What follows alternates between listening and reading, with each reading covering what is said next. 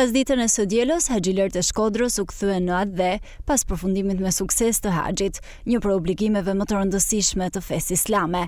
Grupi mbërriti fillimisht në aeroportin e Podgoricës, ku u prit nga muftiu i Shkodrës Imam Muhamet Sytari. Me këtë rast, muftiu i uroi mirëseardhjen edhe pranimin e haxhit, duke vlerësuar këtë adhurim të madh të mbushur me mëshirë, emocione dhe begati të panumërta.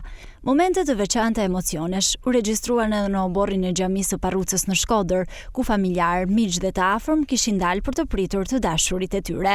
Mes përqafimeve, lotëve të gëzimit dhe urimeve të përzemërta, u krijua një atmosferë ngrohtë dhe festive, duke e kthyer këtë rikthim në një pasdite të paharrueshme. Kënaqësi shumë e madhe me prit haxhilerët tanë.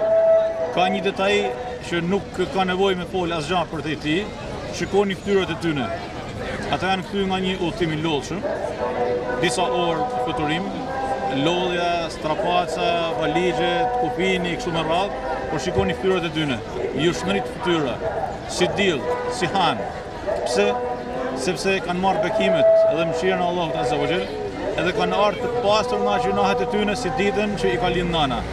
Edhe në fakt ardha e tyre në këtë mënyrë dhe me këtë dritë dhe këtë rrezatim është një bekim shumë i madh për qytetin tonë edhe për vendin tonë, kështu që me zemër të madhe i themi hax të pranum edhe mirë se kanë ardhur në Shkodër Lodz. Pritja e haxhilerëve mbetet një nga traditat më të bukura të komunitetit musliman në Shkodër, një dëshmi e gjallë e besimit, vllazërisë dhe lidhjes së fortë me vlerat fetare që trashëgohen brez pas brezi.